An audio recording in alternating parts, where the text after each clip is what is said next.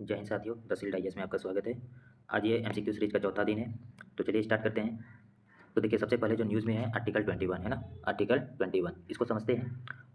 Actually आप इस news को पढ़ेंगे तो यहाँ पर देखेंगे digital access, right to digital access. हाल ही में सुप्रीम कोर्ट ने इसको आर्टिकल 21 के अंतर्गत इसको शामिल किया है, ठीक है। और यहाँ पर आप देखेंगे कि डिसएबिलिटीज़ यानी कि right of person with disabilities RPWD act 2016, ठीक है। तो ये भी न्यूज़ में है।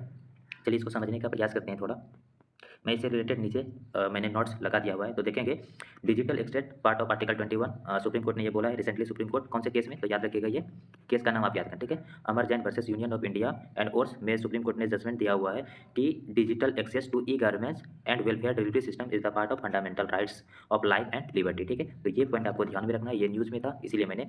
अब वहाँ पर एक एक्ट के बारे में दिया हुआ था, उस एक्ट को यहाँ पर देखेंगे। देखिए, right of person with डिसएबिलिटीज act 2016, इसमें एक सेक्शन है, उस सेक्शन को याद रखिएगा 42 है ना। सेक्शन 42 इसमें क्या बोला गया है कि गवर्नमेंट क्या करेगा, एंश्योर करेगा, है ना। Government ensure accessibility in all electronic media, है ना, इंक्लूडिंग थ्रू साइन लैंग्वेज, उसके बाद caption and universal design principle. और इसका केवाईसी करने का जो मेथड होगा, तो आप जानते हैं कि केवाईसी करने के लिए under the prevention of money laundering act PMLA 2002 के तहत केवाईसी क्या कर दिया गया है, कंपलसरी कर दिया गया है फाइनेंशियल ट्रांजैक्शन के अंदर। उसके बाद RBI master direction on KYC 2016 introduce किया है, जिसमें से video based customer identification progress चालू किया गया है। और इसमें क्या होता है, तो सबसे पहले सेल्फी लिया जाता है, फिर right and scan physical form में OTP वेरीफाई होता है, रीड कोड ऑन स्क्रीन। तो ये होता है केवाईसी करने का टोटल प्रोसेस, ठीक है। अब चलिए हम लोग जानते हैं कि ये जो आर्टिकल 21 है, ये तो मुद्दा था जो न्यूज़ में था, है ना। इससे संबंधित क्वेश्चन पूछा जा सकता है MCQ में। तो अब हम लोग जानेंगे कि ये आर्टिकल 21 क्या है। तो सबसे पहले तो देखिए, ये क्या है, हमारा भाग 3 में आता है, और ये एक टाइप का क्या है, फंडामेंटल राइट्स है, ठीक है। फंडामेंटल राइट्स है, और इसमें क्या बोला गया है, फंडामेंटल राइट्स में आर्टिकल 21 है। तो 21 क्या बोलता है कि no person shall be deprived of his life और personal liberty except according to procedure establish by law. इसका मतलब क्या हुआ, इसका मतलब ये हुआ कि कोई भी व्यक्ति, है ना, कोई भी, मतलब जीवन और व्यक्तिगत स्वतंत्रता से, इसको आर्टिकल 21 क्या करता है, तो याद रखिएगा, जीवन प्लस व्यक्तिगत स्वतंत्रता का क्या है, ये संरक्षक है, या फिर ये संरक्षण प्रोवाइड करता है, ठीक है। अब इसमें क्या बोला गया है, आर्टिकल 21 में क्या बोला गया है कि किसी भी व्यक्ति को उसके जीवन या फिर व्यक्तिगत स्वतंत्रता से विधि द्वारा स्थापित, याद रखिए किसके द्वारा, विधि द्वारा स्थापित प्रक्रिया के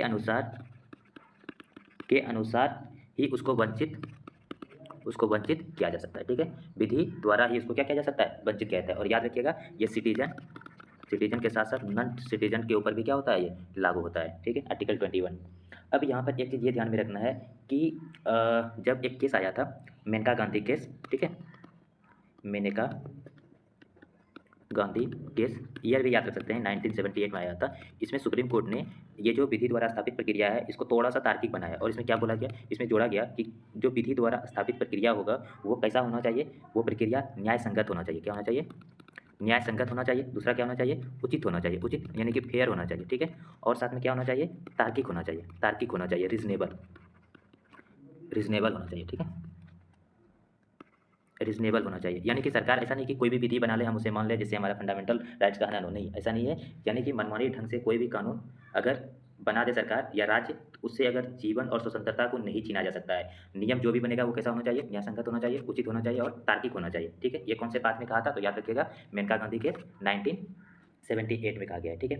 अब आर्टिकल 21 का ना सुप्रीम कोर्ट ने समय समय पर विस्तार किया है। इसमें काफ़ी सारे क्या बोलते हैं कि अधिकार को शामिल किया गया है, जैसे गरिमा पूर्ण जीवन जीने का अधिकार, है ना, जिसमें कि सांस लेने का अधिकार भी, सांस लेना ही नहीं बल्कि सम्मानपूर्ण जीवन जीने का भी अधिकार है। स्वच्छ पर्यावरण का अधिकार में जीवन, जल, वायु की गुणवत्ता, ये भी जरूरी है। स्वास्थ्य का अधिकार इसमें जोड़ा गया है। और आपको पता ही है ना, एक शिक्षा का अधिकार, और शिक्षा का अधिकार के लिए आपको नियम पता होगा, आर्टिकल 21A सेक्शन जोड़ा गया था कब, 86वां संविधान संशोधन, कॉन्स्टिट्यूशनल अमेंडमेंट कब, 19, तो ये याद रखिएगा, 86वां संविधान संशोधन के द्वारा शिक्षा के अधिकार को क्या किया गया है, इसमें जोड़ा गया है। उसके बाद राइट टू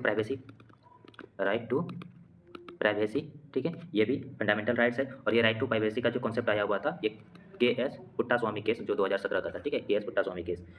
और साथ में गरिमापूर्ण मृत्यु का अधिकार, यानी कि इसके लिए लिख सकते हैं आप, right right to die with with right to die with dignity, ठीक है। डिग्निटी डिग्निटी यानी कि गरिमामय मृत्यु का अधिकार। और ये जो केस, ये इंपॉर्टेंट है, ये जो केस आया था याद रखिएगा, कॉमन, ठीक है, कॉमन कॉज केस, और ये आया था आपका 2018, ठीक है, कॉमन कॉज केस 2018, ये ध्यान में रखेंगे। उसके बाद और जैसे कस्टोडियल टॉर्चर और पुलिस उत्पीड़न से सुरक्षा, ये भी किसका पार्ट है, फंडामेंटल राइट्स का पार्ट है। उसके बाद भयमुक्त जीवन का अधिकार भी क्या है, भयमुक्त, ये भी आर्टिकल 21 के अंतर्गत लाया गया है। फिर 3 तलाक को अमान्य घोषित किया गया है ना। तो ये सारी चीज़ें आपको यहाँ पर क्या करना है, ध्यान में रखना है। आई होप आपको ये अच्छे से समझ में आया होगा ये क्या है, ठीक है। चलिए अब इससे जुड़े हुए जो हमारा एमसीक्यू है हम उसे सॉल्व करने का प्रयास करते हैं। कुछ और फैक्ट अगर आप याद रखना चाहें तो जैसे राइट टू, एक और जैसे राइट टू लाइवलीहुड, ठीक है। ये जो आया था, ये एक केस आया था, है ना, Olga Tellis versus Bombay municipal corporation, ये 1985 का, वहाँ से राइट टू लाइवलीहुड का कॉन्सेप्ट आया हुआ था। राइट टू क्लीन एनवायरनमेंट, ये तो बता ही दिए, right to privacy, right to ये, है ना। तो ये चीज़ें आपको क्या करना है, ध्यान में रखना है। क्लियर, आई होप आपको समझ में आ गया होगा। चलिए अब हम लोग एमसीक्यू पे चलते हैं। देखिए सबसे पहला क्या है, आप ना वीडियो को पॉज करिएगा और इसका उत्तर आपको कमेंट सेक्शन में पहले देने हैं। जब आप समझ गए तो आपको अब क्या करने हैं, कमेंट सेक्शन में इसका उत्तर लिखना है। चलिए क्या बोला गया है, the supreme Court judgment in case of Common Cause, देखिए अभी मैंने बताया क्या लिखा हुआ है यहाँ पे, case of Common cause versus union of India 2018, ये किससे संबंधित है, तो अभी मैंने आपको बताया right to die with dignity, तो आंसर क्या हो जाएगा, ये हो जाएगा। इसका हिंदी वर्जन भी यहाँ पर आपको देखने को मिलेगा, ये आप पढ़ लेंगे, ये कंटेंट आपको पीडीएफ भेज दिया जाएगा, ठीक है। चलिए नेक्स्ट क्वेश्चन देखिए, आर्टिकल 262 से संबंधित है। इसको समझने से पहले हमें थोड़ा सा बैकग्राउंड में जाना पड़ेगा ताकि आप इसके साथ कनेक्शन अच्छे से बैठा सकें, स्थापित कर सकें, ठीक है। तो चलिए कुछ जानते हैं एक फैक्ट से। जैसे मान लीजिए भारत में जो है ना, जल एक संसाधन है और ये बहुत ही मूल्यवान संपदा है ना। जल क्या है, मूल्यवान संपदा है, और मूल्यवान संपदा है तो इसका जो स्रोत तो अन्य है, लेकिन इसमें से एक क्या है, नदी। और भारत में जो नदियां हैं, अधिकांशतः जो नदी है वो अंतर्राज्यीय है, ठीक है। कैसा है, अंतर्राज्यीय नदी है। अधिकांश नदी कैसा है, अंतर्राज्यीय। इसका अंतर्राज्यीय का मतलब क्या हुआ कि जो अलग अलग राज्यों से क्या होकर के बहती है। और इसका जल का उपयोग कई तरह के उपयोग है, जैसे हम लोग कृषि में करते हैं, उसके बाद पेयजल के रूप में करते हैं ना, और उद्योग में किया जाता है, फिर ऊर्जा उत्पादन में किया जाता है। तो इस तरह के जल के कई सारे क्या है, उपयोग है। लेकिन इसकी उपलब्धता क्या है, सीमित हो रही है धीरे धीरे, और इस कारण से क्या हो रहा है कि राज्यों के बीच इसके आवश्यकताओं बढ़ती जा रही है। और समय समय पर फिर हम देखते हैं कि जल को लेकर के क्या होता है, विवाद होता है, ठीक है। तो जल को लेकर के अगर विवाद होता है तो कुछ चीज़ें हैं जो आपको क्या करनी पड़ेगी, फिर याद रखनी पड़ेगी, कुछ केस याद रखना पड़ेगा। जैसे जल विवाद का अगर उदाहरण देखा जाए, कुछ महत्वपूर्ण जल विवाद का हम आपको उदाहरण देते हैं, जैसे कावेरी है ना। कावेरी का अगर आप देखें तो कावेरी आपको कौन से राज्यों में मिलेगा, कावेरी जल विवाद, तमिलनाडु वर्सेस कर्नाटक, ठीक है। ठीक उसी प्रकार से अगर देखें तो कृष्णा जल विवाद ये कहाँ पर, महाराष्ट्र, कर्नाटक, आंध्र प्रदेश और तेलंगाना के बीच में आपको देखने को मिलेगा ये, ठीक है, कृष्णा जल विवाद। ठीक उसी प्रकार से अगर देखें आप रावी ब्यास विवाद, पंजाब, हरियाणा, राजस्थान, महानदी विवाद। तो इस तरह के कई सारे, गोदावरी विवाद है आपका, है ना। तो ये आपको ध्यान में रखना है, कुछ महत्वपूर्ण विवाद जो जल को लेकर के है, अंतर्राज्यीय जल विवाद इसको हम लोग बोलते हैं, ठीक है। अब इसके संवैधानिक प्रावधान को देखते हैं ना। तो देखिए संविधान में 2 तरह की सूची है, ठीक है, 3 तरह की सूची है, वैसे अभी हम 2 सूची की बात करेंगे। एक तो है राज्य सूची, एक होता है राज्य सूची, और एक क्या होता है, संघ सूची, ठीक है, और एक होता है समवर्ती सूची। तो राज्य सूची प्लस संघ सूची, दोनों में देखिएगा डिफरेंस क्या है ना, दोनों में डिफरेंस क्या है। अगर राज्य सूची में देखें तो राज्य सूची में जैसे जल की आपूर्ति हो गया, उसके बाद सिंचाई हो गया, उसके बाद जैसे सिंचाई नहर हो गया आपका, है ना। उसके बाद जैसे जल निकासी हो गया, फिर तटबंध हो गया, जल का भंडारण हो गया, ठीक है, जल विद्युत हो गया। ये सारा जो सब्जेक्ट है ये सब राज्य सूची का बात है ना, राज्य सूची में आता है। वहीं पर अगर देखें संघ सूची में, तो संघ सूची में क्या है कि संसद को ये अधिकार दिया गया है कि वह सार्वजनिक हित में घोषित करके जो अंतर्राज्यीय नदी और नदी घाटी है उसके लिए नियम और उसके विकास के लिए क्या बना सकते हैं, कानून बना सकते हैं, ठीक है। तो किसको सरकार दिया गया है, सरकार को ये शक्ति दिया गया है। लेकिन ये जो शक्ति मिलता है ये कहाँ से मिलता है, ठीक है। अब दूसरी बात आती है यहाँ पर, दूसरा प्रश्न ये है कि ये शक्ति जो मिलती है कहाँ से मिलती है। तो यहाँ पर आपको ध्यान में रखनी है कि आर्टिकल 262, ठीक है, 262 क्या करता है, तो ये प्रावधान करता है नदी जल विवाद से संबंधित है। और आर्टिकल 262 का जो सेक्शन 1 है ये बताता है कि संसद को ये शक्ति प्रदान करता है कि वह विधि द्वारा या प्रावधान करे कि अंतर्राज्यीय जो नदी है या नदी घाटी है उसका जल का प्रयोग, वितरण और नियंत्रण से जो उत्पन्न विवाद हो रहा है उसको न्यायालय द्वारा निर्णय ना किया जाए, ठीक है। वो इसके लिए उसके बाद आर्टिकल 262 का सेक्शन 2 है, वो क्या बोलता है कि संसद यह भी प्रावधान कर सकता है कि इसके निपटान के लिए, ठीक है, इसका जो निपटान होगा वो न्यायालय में ना होकर के ये कहाँ पर होगा, तो आप बोल सकते हैं कि किसी विधि द्वारा, है ना, किसके द्वारा, विधि द्वारा। तो दो ये महत्वपूर्ण पॉइंट है जो आपको क्या करनी है, ध्यान में रखने हैं। इसीलिए आप जब देखेंगे कि भारत सरकार के द्वारा एक बोर्ड बनाया गया है, उस बोर्ड का नाम है नदी बोर्ड अधिनियम, ठीक है। नदी बोर्ड अधिनियम कब बनाया गया था, 1956 में। कब बनाया गया था, 1956 में। इसका उद्देश्य क्या है कि अंतर्राज्यीय नदियों पर समन्वय योजना के लिए केंद्र सरकार राज्य सरकार के साथ मिल करके क्या करे, बना सके, ठीक है। तो ये ध्यान में रखना है। उसके बाद और क्या बनाया गया है, inter state river water dispute act, ठीक है। Inter state river water dispute act, ये भी 1956 में, ठीक है। इसका भी उद्देश्य यह है कि जल विवाद के समाधान के लिए क्या करना, न्यायाधिकरण यानी कि ट्रिब्यूनल्स, ठीक है, न्यायाधिकरण का क्या करना है, स्थापना करना है, गठन करना है, ठीक है। तो ये चीज़ें आपको क्या करना है, ध्यान में रखना है। लेकिन हालांकि विवाद लंबे समय तक रहता है, वो सुधार हो नहीं सकता है। फिर उसके बाद भारत सरकार ने 2002 में क्या करता है, ये संशोधन करता है। सरकारिया आयोग होती है, सरकारिया आयोग के सिफारिश पे, ठीक है, क्या करते हैं सरकार, इसमें बदलाव करते हैं कि जो न्यायाधिकरण है उसका गठन के 1 वर्ष के सीमा होगा, गठन के लिए 1 वर्ष की सीमा होगा, और निर्णय देने के लिए 3 वर्ष का समय सीमा होगा, ठीक है। निर्णय 3 वर्ष का समय सीमा और गठन के लिए 1 वर्ष का समय सीमा, ताकि जो भी ये आपका इंटर स्टेट वाटर डिस्प्यूट है उसको क्या किया जा सके, सेटल किया जा सके। तो ये चीज़ें आपको ध्यान में रखना है। और अभी तक में कई सारे न्यायाधिकरण को स्थापना किया गया है, जैसे कि गोदावरी ट्रिब्यूनल्स किया गया है, नर्मदा ट्रिब्यूनल्स, कावेरी ट्रिब्यूनल्स, है ना, रापी ब्यास ट्रिब्यूनल हो जाएगा, महानदी ट्रिब्यूनल्स हो जाएगा, वसुंधरा ट्रिब्यूनल्स हो जाएगा। तो अलग अलग समय पर अलग अलग ये लागू किया जा रहा है।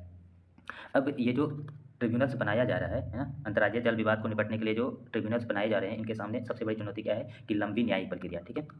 लंबी न्यायिक प्रक्रिया का मतलब क्या हुआ कि न्यायाधिकरण जब निर्णय देने में 10-20 साल तक समय लगा देता है ना, तो ये समस्या है। जैसे कि उदाहरण के लिए आप यहाँ पर याद रख सकते हैं, जैसे कावेरी ट्रिब्यूनल्स ने निर्णय देने में 17 वर्ष लगा दिए। अब जो निर्णय देते हैं उसको लागू करने में कठिनाई होती है, फिर राज्य क्या हो जाते हैं, असहमत हो जाते हैं, उससे मानने से इनकार कर देते हैं, ये भी एक समस्या है। फिर इसका राजनीतिकरण हो जाता है, तो ये मतलब समस्या है। अंतर्राज्यीय जल विवाद से संबंधित जो न्यायाधिकरण, उसके निर्णय के सामने ये सारी चुनौती आती है, ठीक है।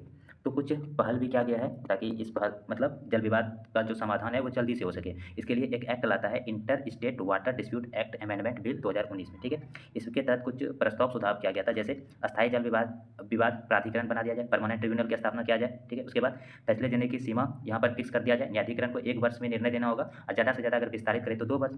और निर्णयों के परिवर्तन की व्यवस्था, केंद्र को यह शक्ति दी गई कि वह निर्णय लागू करवाए। उसके बाद जो है सुलह की प्राथमिकता, विवाद को मतलब न्यायाधिकरण के पास भेजने से पहले ही उसमें क्या कर लिया जाए, मध्यस्थ करने का प्रयास किया जाए, ठीक है। लेकिन अभी तक ये पारित नहीं हुआ है, ठीक है। तो ये ध्यान में रखिएगा। उसके बाद अब इसके लिए समाधान क्या हो सकता है, तो समाधान यही है कि अंतर्राज्यीय परिषद की भूमिका को बढ़ाना चाहिए, जो कि आर्टिकल 263 के तहत बनाया जाता है, ठीक है। उसके बाद जल उपयोग की दक्षता को बढ़ाया जाए, सुधार किया जाए, जैसे कि ताकि डिमांड कम होगा तो जो स्टेट के बीच में दबाव है या जो वाटर को लेकर के डिस्प्यूट होता है उसको कम किया जा सकता है। जैसे उदाहरण ड्रिप इरिगेशन, जल पुनर्भरण, वर्षा जल का संचयन कर सकते हैं। इन सारी चीज़ों को प्रोत्साहित करेंगे तो जल के विवाद को समाधान किया जा सकता है। उसके बाद एकीकृत जल प्रबंधन एजेंसी का निर्माण करना चाहिए, जो क्या करे, वैज्ञानिक रूप से जल का वितरण, भंडारण और संरक्षण करे, उसका निगरानी भी करे। फिर उसके बाद फास्ट ट्रैक न्यायाधिकरण बनाना चाहिए ताकि वो समय पर निर्णय दे सके। उसके बाद क्या, राष्ट्रीय जल डेटा भंडार बनाना चाहिए। उसके बाद केंद्र सरकार को सक्रिय भूमिका यहाँ पर निभाना चाहिए। तो ये कुछ महत्वपूर्ण पॉइंट है जो आप इससे संबंधित क्या कर सकते हैं, ध्यान में रख सकते हैं। आई होप आपको ये अच्छे से समझ में आया हो, ठीक है।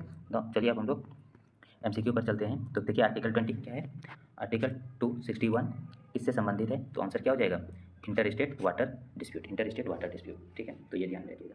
यहाँ पर देखिए एक तो दिया हुआ है आपका प्रेसिडेंट रूल, है ना। तो देखिए इसके बारे में भी थोड़ा जान लेते हैं, प्रेसिडेंट रूल के बारे में। प्रेसिडेंट रूल जो है आर्टिकल 356 के तहत लगाया जाता है, और ये कब लगता है, कौन सी स्थिति में, जब राज्य में कानून व्यवस्था पूरी तरीके से क्या हो जाए, राज्य में कानून पूरी तरीके से क्या हो जाए, विफल हो जाए, या फिर सरकार बहुमत खो दे और स्थिर सरकार ना बन पाए, ठीक है। या फिर राज्यपाल रिपोर्ट करे कि राज्य में संवैधानिक मशीनरी जो है वो ध्वस्त हो चुकी है, ठीक है। या फिर एक और कंडीशन हो सकता है, केंद्र को जब लगे कि राज्य शासन संवैधानिक निर्देशों का नहीं कर रहा है, राज्य जो है संवैधानिक निर्देशों का पालन नहीं कर रहा है, तो उस कंडीशन में राष्ट्रपति शासन लगाया जाता है। कौन लगाता है, तो राष्ट्रपति केंद्र सरकार के सलाह पे, और इसके लिए राज्यपाल क्या करता है, रिपोर्ट सौंपता है, ठीक है। लेकिन परंतु ये अनिवार्य नहीं है। अगर लागू हो जाता है तो फिर उसका क्या प्रभाव पड़ता है कि जो राज्य का आपका विधानसभा होता है, विधानसभा वो क्या हो जाता है, निलंबित हो जाता है, ठीक है, भंग हो भी सकता है। और राज्य का प्रशासन किसके हाथ में चला जाता है, केंद्र के हाथ में चला जाता है, ठीक है। और सभी काम जो किया जाता है वो प्रेसिडेंट के नाम पे किया जाता है। इसकी अवधि इसका जो अवधि होता है 6 महीने तक, लेकिन संसद अनुमति देकर इसको फिर से 3 वर्ष तक कर सकता है। ठीक है, 3 वर्ष की सीमा पार करने पर 2 शर्तें निवार्य करना होता है, तो ये सीधे ध्यान में रखना है। एक तो राष्ट्रीय आपातकाल और दूसरा निर्वाचन आयोग प्रमाणित करे कि चुनाव कराना संभव नहीं है, तभी आप आगे कर सकते हैं। अब जो है इसका इफेक्ट क्या होता है? अगर इफेक्ट देखें तो राज्य में केंद्र की शक्ति बढ़ जाती है, राज्य का मंत्रिमंडल भंग हो जाता है, मुख्यमंत्री को पद छोड़ना पड़ता है ना? विधानसभा भंग या निलंबित हो जाता है। अब जो है इससे संबंधित केस याद रखिएगा कि बोमई केस 1994 में सुप्रीम कोर्ट ने कहा था कि आर्टिकल 356 का उपयोग मनमानी तरीके से नहीं किया जाना चाहिए। ठीक है, अब राष्ट्रपति घोषणा करके इसको चुनौती भी दे सकता है, हालांकि इसकी आलोचना भी की जाती है, तो इतना पॉइंट आप क्या करेंगे, इससे संबंधित ध्यान में रखेंगे। ठीक है था प्रेसिडेंट रूल। ठीक है, आई होप आपको ये अच्छे से समझ में आया होगा। अब इसमें एक और देखिए दिया हुआ है फाइनेंशियल इमरजेंसी। ठीक है, चलिए इसके बारे में भी थोड़ा बात कर लेते हैं, ताकि जब बात कर डिटेल से चर्चा कर रहे हैं तो पूरी डिटेल से करेंगे। ठीक है, तो फाइनेंशियल इमरजेंसी क्या होता है? तो इसका जो प्रावधान किया गया है भारतीय संविधान के अनुच्छेद 360 में किया गया है, पहला पॉइंट ये। सेकंड पॉइंट ये ध्यान में रखिएगा कि राष्ट्रपति द्वारा इसको घोषित किया जाता है। ये कब लगाया जाता है? तब जब वित्तीय स्थिरता या फिर साख क्या हो, खतरे में हो या कमी हो गया हो, तो उस कंडीशन में इसको लगाया जाता है। ठीक है, तो ये ध्यान में रखेंगे। उसके बाद कोई समय सीमा नहीं है इसकी स्वीकृति का, संसद किसी भी विशेष प्रस्ताव की आवश्यकता नहीं है इसमें। और जो है इसका इफेक्ट क्या होता है? तो सरकार, राज्य सरकारों के वित्तीय अधिकार जो होते हैं वो किसके अंतर्गत चले जाते हैं? केंद्र के अंतर्गत चले जाते हैं, तो ये ध्यान में रखेंगे। और राज्य सरकारों को व्यय कम करना होता है। राज्य सरकार के कर्मचारी, मंत्री, न्यायाधीश, इन सबके वेतन भत्तों को भी कम किया जाता है। ठीक है, तो ये पॉइंट आप क्या करेंगे, ध्यान में रखेंगे। इससे संबंधित कुछ इसके प्रभाव भी है, जैसे संघीय ढांचे पर इसका प्रभाव पड़ता है ना। और अभी तक फिलहाल भारत में एक बार भी इसको नहीं लगाया गया है। ठीक है, तो ये हो गया। एक और यहाँ पर देखिए लिखा हुआ है लोकल सेल्फ गवर्नमेंट। ठीक है, लोकल सेल्फ गवर्नमेंट क्या है? तो भारतीय संविधान में लोकल सेल्फ गवर्नमेंट का जो कॉन्सेप्ट है वो आपका देखें तो एक तो 73वां कॉन्स्टिट्यूशनल अमेंडमेंट जो 1992 में किया गया था, इसमें पंचायत का व्यवस्था किया जाता है। और 74वां संविधान संशोधन जो कि ये भी 1992 में ही किया गया था, यहाँ पर नगर निगम या फिर नगर निकाय की स्थापना किया जाता है। ठीक है, ये ध्यान में रखेंगे। इसका उद्देश्य क्या है? तो उद्देश्य यही है कि लोकतंत्र का क्या करना, विस्तार करना, प्रशासन में जन भागीदारी को बढ़ाना, विकास को विकेंद्रीकृत करना, स्थानीय जरूरतों के अनुसार क्या करना, निर्णय लेना, यही है। फिर अगर देखें पंचायती राज, तो पंचायती राज में 3 स्तरीय संरचना मिलता है, जैसे ग्राम पंचायत मिलता है, फिर आपका पंचायत समिति, फिर जिला परिषद मिलता है ना। और इसका भी वर्ष 5 साल होता है। और यहाँ भी अगर चुनाव देखें तो वहाँ पर अनुसूचित जाति जनजाति महिलाओं के लिए भी आरक्षण है ना, ग्राम सभा बनाया जाता है। उसी तरह से नगर निगम में भी क्या होता है, 3 स्तर का संरचना होता है, जैसे नगर पंचायत, नगर पालिका और नगर निगम। यहाँ पर मेयर, अध्यक्ष और पार्षद चुना जाता है। ठीक, इनके पास कुछ वित्तीय शक्तियाँ होती है, जैसे राज्य द्वारा कर लगाने का अधिकार है ना, केंद्र राज्य से अनुदान भी मिलता है। उसके बाद राज्य वित्त आयोग को हर 5 साल सिफारिश देता है। यहाँ पर इसके प्रशासनिक संरचना होती है ना, ये चीज़ें कुछ आप यहाँ पर क्या करेंगे, ध्यान। लेकिन स्थानीय सरकार के सामने कुछ चुनौती होती है, जैसे वित्तीय चुनौती होता है, अपर्याप्त प्रशासनिक स्टाफ, सरकार का अत्यधिक नियंत्रण है, राज्य सरकार का यहाँ पर अत्यधिक नियंत्रण होता है। फिर क्षमता निर्माण की कमी है, राजनीतिक हस्तक्षेप होता है, ग्राम सभा की कमजोर भूमिका होती है ना। तो ये चीज़ें ध्यान में रखेंगे आप इससे संबंधित। आई होप आपको ये अच्छे से और डिटेल से समझ में आया होगा। नेक्स्ट देखिए, उसके बाद जो है आपका आर्टिकल 143। ठीक है, 143 ये महत्वपूर्ण है, और इसको ये उम्मीद है कि इस बार इससे संबंधित क्वेश्चन या इससे रिलेटेड क्वेश्चन यूपीएससी इस बार पूछ सकती है, तो इसे बहुत अच्छे से करना पड़ेगा। और आज ही आप बुक में जाकर के इसको पढ़ेंगे भी अच्छे से। हालांकि मैं यहाँ पर सारे पॉइंट आपको इससे संबंधित बता भी दूंगा। हाल ही में क्या हुआ कि राष्ट्रपति द्रौपदी मुर्मू ने अनुच्छेद 143 के तहत क्या किया कि सुप्रीम कोर्ट से ये एडवाइजरी ओपिनियन मांगी। और एडवाइजरी ओपिनियन क्या मांगा था? क्या मतलब जो राष्ट्रपति है, ठीक है, राष्ट्रपति और राज्यपाल के राज्य विधेयक पर निर्णय लेने की समय सीमा का पालन करना आवश्यक है। और ना सिर्फ ये, इस तरह के कई सारे प्रश्न पूछे गए थे। उन प्रश्नों का मैंने यहाँ पर लिस्ट दे दिया है ना, आप इसको पढ़ लेंगे। ये जब मैं आपको पीडीएफ प्रोवाइड करूँगा तो आप इसको आराम से पढ़ लेंगे। तो इस तरह के टोटल कितने 14 प्रश्न पूछे गए थे, ठीक है, जिनमें से यह एक महत्वपूर्ण प्रश्न था। तो इसीलिए ये क्या है, न्यूज़ में है, और न्यूज़ में है तो हमारा कर्तव्य बनता है कि पढ़ना है इसे।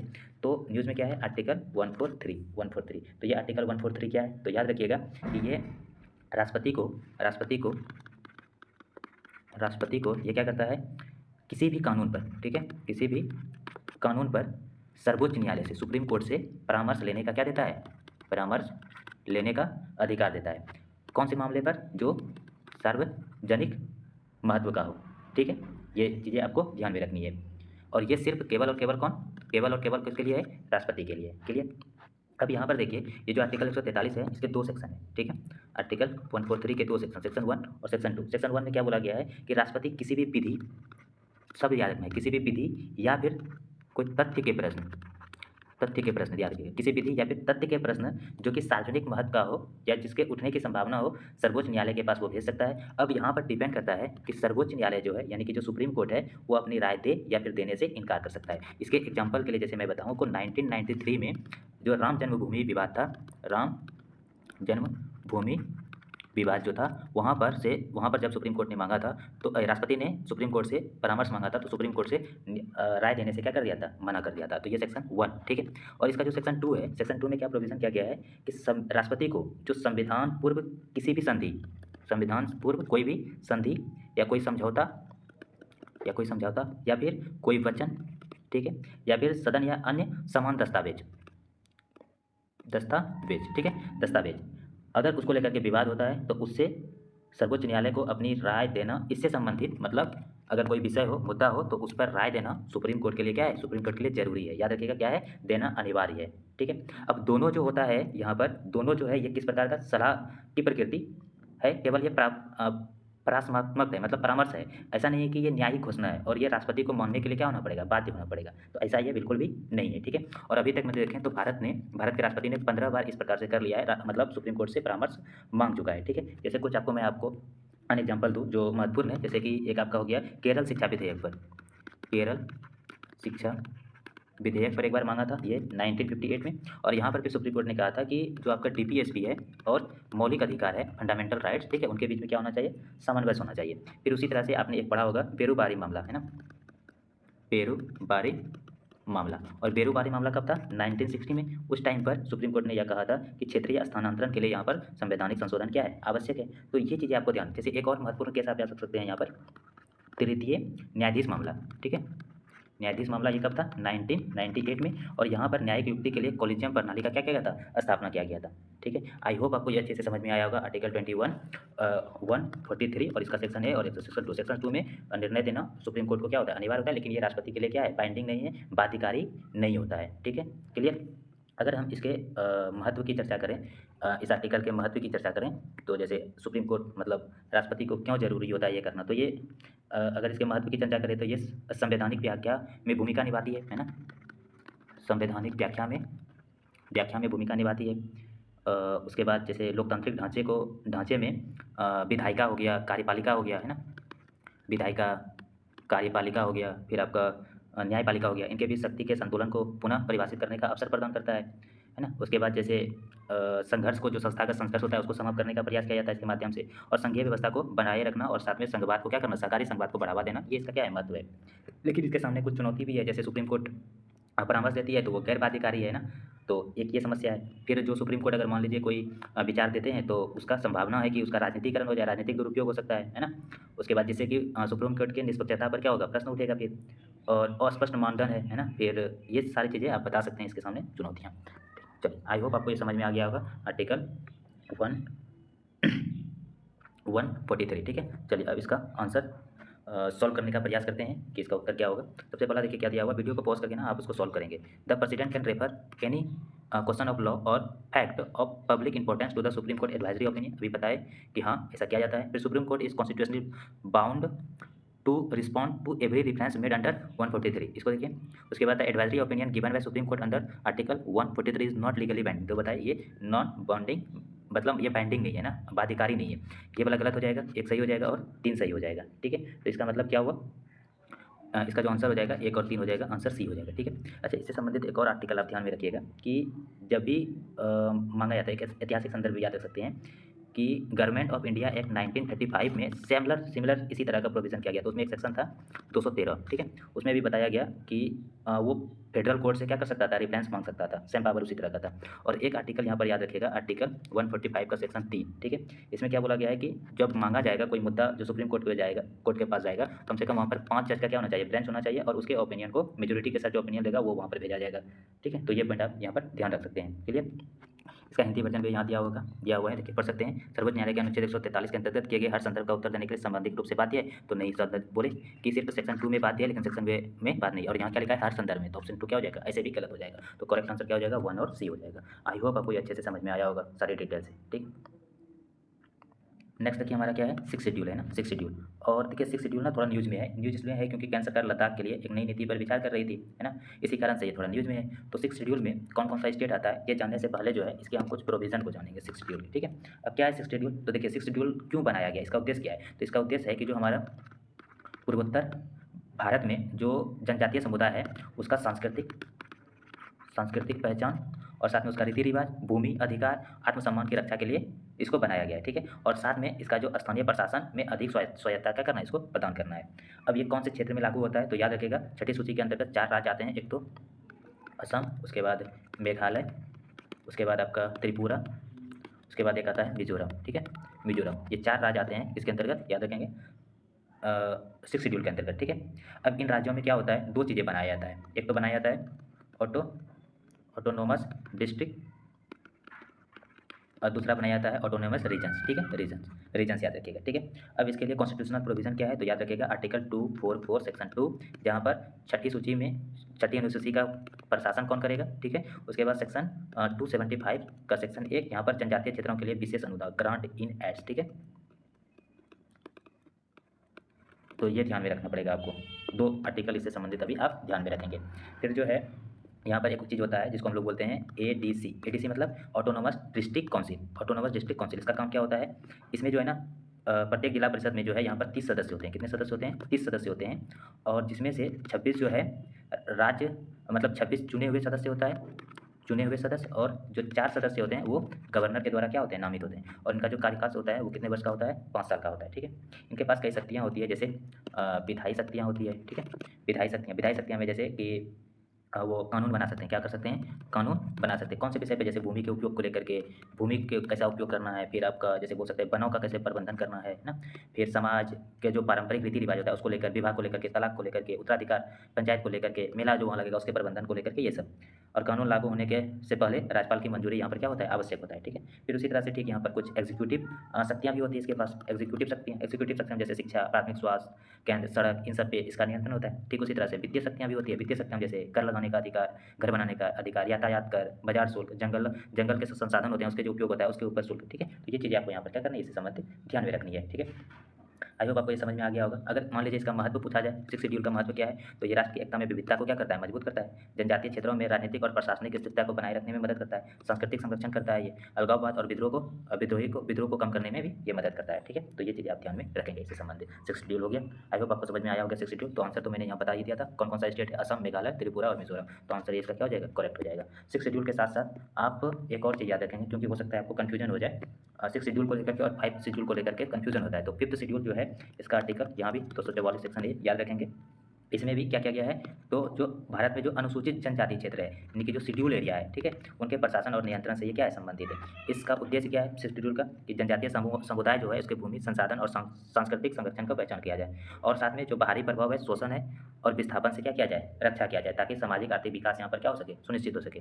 कौन से क्षेत्र में ये लागू है, तो 10 से ज़्यादा राज्यों में ये क्या है, लागू है। जैसे राजस्थान हो गया आपका, गुजरात हो गया, महाराष्ट्र हो जाएगा, फिर मध्य प्रदेश हो जाएगा, है ना, फिर झारखंड हो जाएगा, ओडिशा हो जाएगा, आंध्र प्रदेश हो जाएगा, तेलंगाना, छत्तीसगढ़ आदि राज्यों में क्या है, लागू है, ठीक है।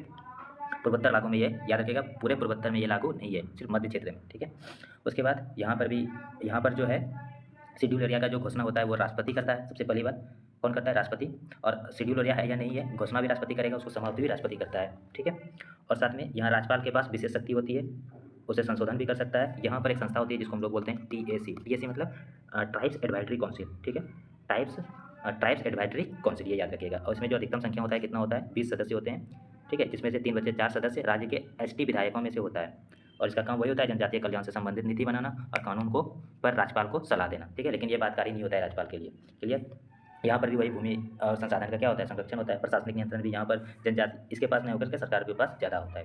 तो आई होप आपको ये समझ में आया होगा अच्छे तरीके से 5th शेड्यूल और 6th शेड्यूल को लेकर के, ठीक है।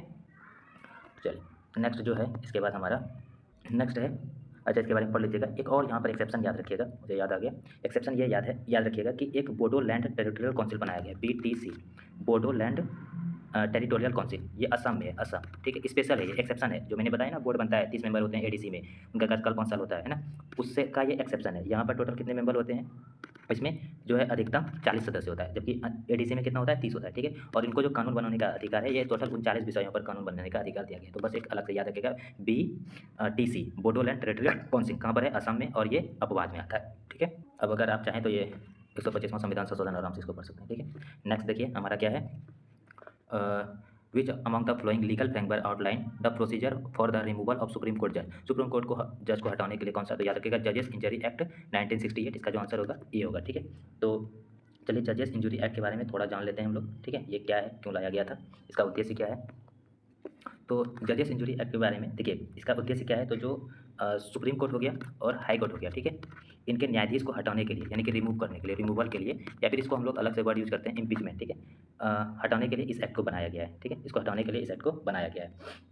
अब महाभियोग का प्रक्रिया क्या है, तो महाभियोग का प्रक्रिया ये है कि जब भी आप न्यायाधीश को हटाएंगे तो उसके लिए प्रस्ताव लाना पड़ता है। अगर आप लोकसभा में प्रस्ताव, दोनों सदन में लाया जा सकता है, ठीक है, लोकसभा और राज्यसभा में। अगर आप लोकसभा में लाते हैं तो कम से कम 100 सांसद का प्रस्ताव पे साइन होना चाहिए और ये अनुमोदन होना चाहिए। और अगर आप राज्यसभा में इसको लाते हैं तो कितने 50 का क्या होना चाहिए, अनुमोदन होना चाहिए, ठीक है। ये होने के बाद जो वहाँ स्पीकर होते हैं ना, या फिर स्पीकर जो होगा वो क्या करेगा, तो 3 सदस्यीय समिति बनाता है। और ये 3 सदस्यीय समिति में 3 लोग होते हैं, ठीक है। कौन होता है, तो एक सर्वोच्च न्यायालय का न्यायाधीश होता है, सुप्रीम कोर्ट का न्यायाधीश, एक हाई कोर्ट का न्यायाधीश होता है, और एक जो विधि के विशेषज्ञ होते हैं, विधि विशेषज्ञ, वो इसके मेंबर होते हैं, ठीक है। उसके बाद इसका जांच होता है, और जांच होने के बाद मतलब ये जो समिति बनता है इसको ये जांच करता है। जांच होने के बाद क्या करते हैं, अपना सबूत पूछते हैं। लेकिन अब ये ये जब रिपोर्ट सौंपते हैं तो अगर आरोप सिद्ध नहीं होता है तब तो ये प्रक्रिया यहीं पर समाप्त हो जाएगा। अगर सिद्ध हो गया, आरोप पता लग जाता है कि नहीं है, तब इसका आगे और क्या होता है, आगे और एक लंबा प्रोसेस है। उसके लिए क्या होता है, आपका विशेष बहुमत का ज़रूरत पड़ता है, ठीक है। और विशेष बहुमत क्या है, तो जो उपस्थित प्लस मतदान करने वाले सदस्यों का 2/3 बहुमत से दोनों सदन में क्या करना होता है, पास करना पड़ता होता है। और दोनों सदस्य में पास करने के बाद आपको क्या करना पड़ता है, प्रेसिडेंट के पास भेजना पड़ता है। फिर प्रेसिडेंट इसको क्या करते हैं, हटाते हैं। तो ये पूरा प्रक्रिया है राष्ट्रपति, सुप्रीम कोर्ट के और हाई कोर्ट के न्यायाधीश को क्या करने का, हटाने का। आई होप आपको ये लेक्चर अच्छा लगेगा। नेक्स्ट देखिए, ये एक प्रश्न है, ये आपको कमेंट बॉक्स में इसका उत्तर देना है, मैं इसको बताऊंगा नहीं। तो देखिए क्या है, इस प्रश्न को पढ़ लेते हैं, ठीक है। Cotton is primarily grow in north, northern, central और southern zone of India. Second option है cotton is a vital commercial crop in India contributing about 24% of global cotton production. Third option है India is the second largest producer and consumer of cotton in the world. आपको बताना है कितने statement इसमें क्या है सही, ठीक है। और डिटेल्स में इसका उत्तर देंगे आप कमेंट बॉक्स में। थैंक यू, मिलते हैं नेक्स्ट लेक्चर में। आप उम्मीद है आपको ये अच्छा लग रहा होगा सीरीज, और अगर आपको अच्छा लग रहा है तो आप इसको अपने मित्रों के साथ साझा करें, चैनल को सब्सक्राइब करें और शेयर करें। धन्यवाद, मिलते हैं नेक्स्ट लेक्चर में।